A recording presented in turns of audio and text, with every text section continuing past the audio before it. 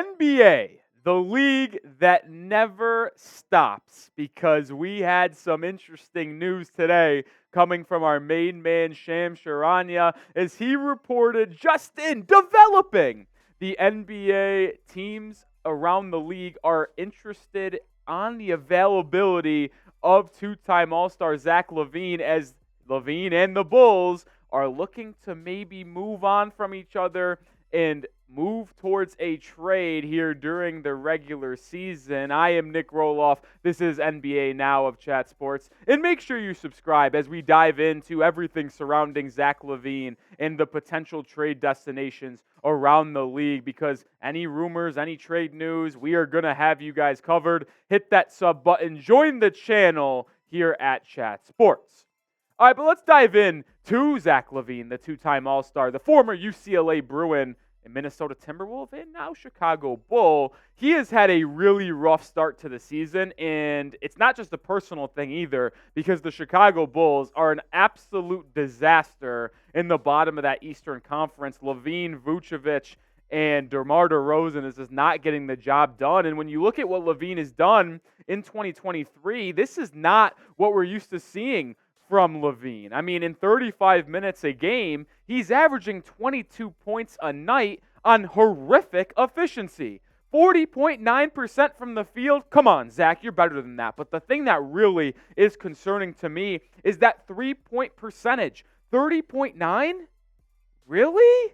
What happened? Did he lose all of his shooting overnight? Because over the past 4 seasons for Chicago, where he has been a two-time All-Star, we're accustomed to seeing really good efficiency. He's consistently averaged in Chicago 24 plus points per game while shooting 47% for field at bare minimum.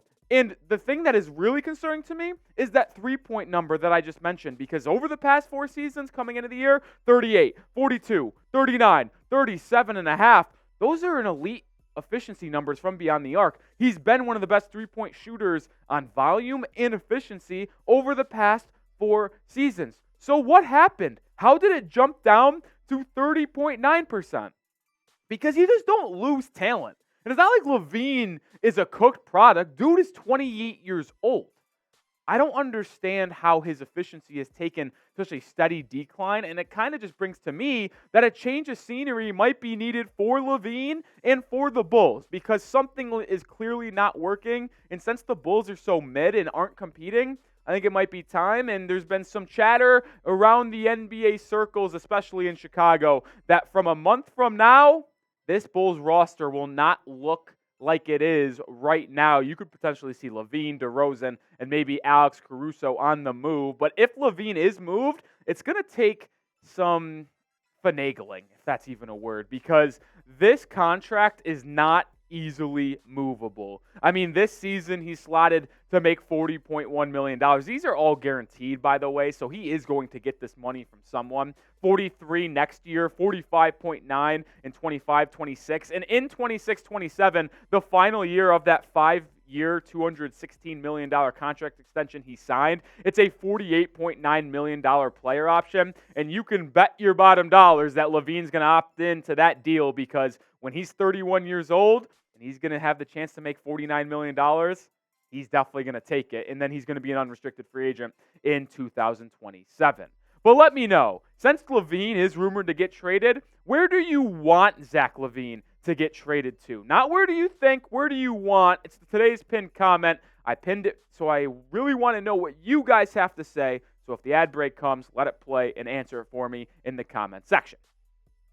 All right, let's talk about some destinations for Zach LaVine. And the first team that comes to mind is the Miami Heat. And this should surprise no one, because they have been rumored to trade for Zach LaVine what it feels like the past 3 seasons. And if you just looked at the odds of Zach LaVine's next team, if moved off of the Chicago Bulls roster, the Heat have led the way almost every single time LaVine's name comes up in trade discussions. And if you look at Bovada's LaVine next team odds from just a week ago, the Heat do lead the pack at plus 260. Teams like the Nets, the Knicks, the Hawks, which I don't understand, and the Mavericks, which I also don't understand, is on this list. I'll tell you what, little sneak peek, 2 of the teams on this list of 5 are actually on my trade destinations list. I'll let you figure out who it is, and it'll come up in a second. But the main question with LaVine and Miami is, what do the Heat do with Tyler Hero? He suffered a sprained ankle against the Grizzlies last week.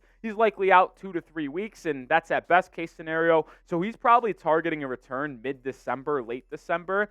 And with that injury, do the Heat go out and trade for LaVine, the talented scorer in Chicago? But the thing is, are you trading Hero for LaVine? Because I don't think you are, because when you think about LaVine's trade value, does he really earn what Hero can provide at 23 years old as a scorer? But if the Heat keep Tyler Hero, does a LaVine and Hero backcourt work? I don't think it does, because it's 2 players that need the ball in their hands to score, and they both don't play that good of defense. That fit doesn't work, in my opinion. So if the Heat aren't willing to send Hero, which I don't think they will be, I don't know if that trade will happen because the fit doesn't work in the backcourt plus salary. It seems like a headache for the Heat. I don't see a LaVine trade to Miami working out, but they will continue to have the best odds. A team that intrigues me a lot is the Oklahoma City Thunder, because they are brewing something special down in OKC with Shai Gilgeous, Josh Giddey, Jalen Williams, Chet Holmgren, and a bunch of other guys like Lou Dort. I'd love to see LaVine in OKC. The biggest need for the Thunder is a second scoring option next to SGA. The guy is averaging 32 a night, dropping off 7 boards and 7 dimes as well. But the problem with the Thunder is when it comes crunch time, it comes to playoff time, when the defense tightens up, who is going to relieve the stress of the offense for SGA? J-Dub doesn't get buckets as of now. Giddey is good, but do you really trust him in isolation situations? He's a good playmaker. I don't know about a scorer. You got Chet coming along, but they need someone in the backcourt that could handle the rock and get their own bucket in isolation settings, so SGA doesn't have to have a 35+% usage rate in the biggest moments. I think LaVine would be a really good fit in OKC. The question is, what would they have to give up? Because they don't have a lot of guys on big contracts outside of SGA. So my quick spitball in here, I did it with producer Coop before we filmed. You'd probably have to send Lou Dort, Davis Bertans, and then Micic, this European guy they signed just to match salary. And then from the Bulls side, though, is that even worth trading LaVine for? It's an interesting conversation to have surrounding LaVine and the Thunder. Before we move on to the next 3 teams on my destinations list, I got to give a huge shout out to today's sponsor, which is PrizePicks, the best daily fantasy sports app/platform in the business. And if you go to prizepicks.com/CLNS, you'll get a first deposit match up to $100. You don't see any other daily fantasy sports app giving you that deal, and I'm taking advantage of it with some picks for tonight's slate inside the NBA. I haven't taken a little bit of a look at that Hornets Heat matchup, taking more than Bam Adebayo, 23.5 points. He's been cooking lately. Less than LaMelo Ball, 26.5 points, and then less than on Chet Holmgren's 15.5 points. He's playing Victor Wembanyama. Fascinating matchup between those two. I think Wemby wins round 1, but also some positives of PrizePicks, which makes it the best. Well, they actually have something called an insurance reboot policy, which means if your player that you picked and in your selections gets hurt in the first quarter or first half, you will actually not lose because of that. They will take him out of your lineup, and then you will be able to move forward with your other selections. No other daily fantasy sports platform does that, which is why I love PrizePicks. And you can get that first deposit match up to $100 when you go to prizepicks.com/CLNS and use code CLNS. The link and promo code is in the comments and description. I wanted to make sure you guys have that easily accessible. Go check out PrizePicks today. Number 3 on my Zach LaVine destination list is the New York Knicks. And they have also been a team linked to Zach LaVine in the past. And when you think of their biggest team need it is scoring on the perimeter. RJ Barrett has come along nicely early in this 23-24 season. Julius Randle has taken a step back, but when you looked at the Knicks in the postseason last year, it was abundantly clear that they need another scorer outside of Julius Randle and Jalen Brunson. Knicks fans were hoping RJ Barrett was going to take that leap, and maybe he does. But when you think about what the Knicks trio has done in this part of the season, it hasn't been that great. Randle has been horrific. RJ Barrett and Brunson are leading the way for the Knicks. But my thing is, with Randle at the 4, he doesn't play winning basketball. How about this idea? You trade Julius Randle to the Bulls because the salaries will be close there. You offer 1 or 2 picks. The Knicks have a lot of first-round picks they can get rid of and expend. I mean, they're very expendable in New York. So maybe Randle, a couple firsts for Zach LaVine, and your backcourt is now Brunson, LaVine with RJ at the 3, and then you maybe use some more of those other picks to trade for a power forward to start next to Mitchell Robinson, and then you have Emmanuel Quickley and Quentin Grimes coming off the bench. Maybe you move Josh Hart into that starting lineup at the 3. It's a at the 4, excuse me.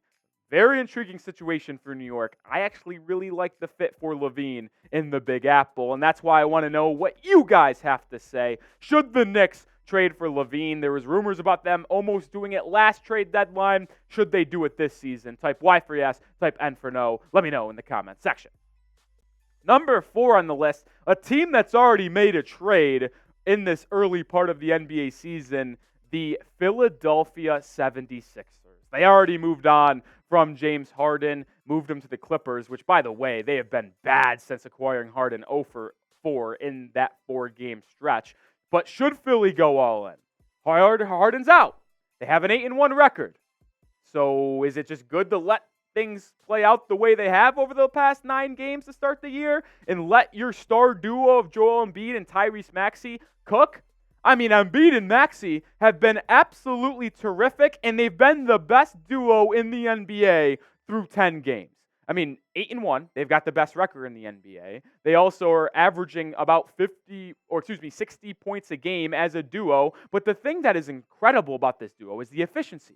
Both are shooting 50.5% from the field. They are able to get to the rim. They're able to get to the free throw line. They're able to hit their shots inside the arc while also shooting 43 and 36% respectively from beyond the arc. And I don't think you can change this. And what I mean by change this is that the Sixers have something cooking right now. The dynamic of that team of Maxey knowing his role offensively, Joel Embiid still cooking, the MVP from last season.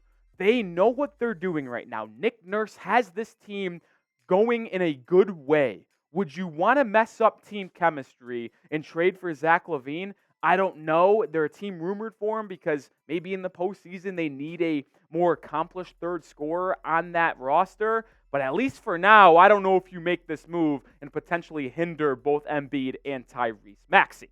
To close out today's LaVine destinations, the last one, another team that's always been in the Zach LaVine mentions, and it's the Los Angeles Lakers, and they are always going to be rumored for a star, and LaVine has been flirting with the Lakers for some time now. Maybe it's not so much LaVine flirting with LA, but it's more of them always being mentioned hand in hand, basically. But the Lakers absolutely need a more accomplished third scorer. Austin Reeves was moved to the bench in LA, and he has not been up to his standards of last year early in this season, only averaging about 14-15 a game with not so good efficiency. D'Lo has been a disappointment in that starting lineup.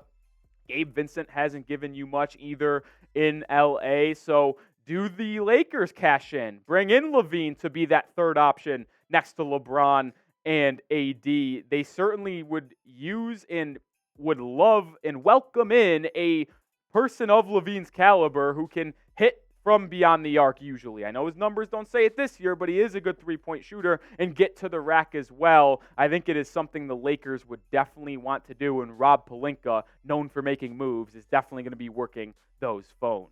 But let me know. Analyze it, if you will. What is the Lakers' biggest need? I lean as a third option scorer, a more consistent third scorer in that backcourt, but let me know if you agree or not. What is the Lakers' biggest need for them to get over the hump this season? That will do it for today's video. Appreciate you guys for tuning in throughout the entire video. If you want more ball talk, want more NBA analysis and breakdowns. Follow me on Twitter at Nic_Rohloff. You will not regret it. Shout out to you guys, and I'll see you guys next time on NBA Now.